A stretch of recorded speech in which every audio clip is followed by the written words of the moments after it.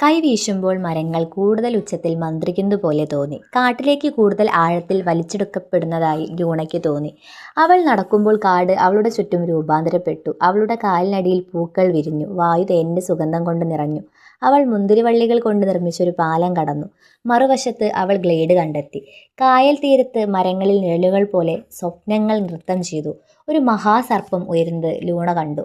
അതിൻ്റെ ഗോപുരങ്ങൾ ആകാശത്തേക്ക് നീളുന്നു. ഓർമ്മകളാൽ ഒഴുകുന്ന ഒരു നദി, ഓരോന്നും ഓരോ കഥ പറയുന്നു.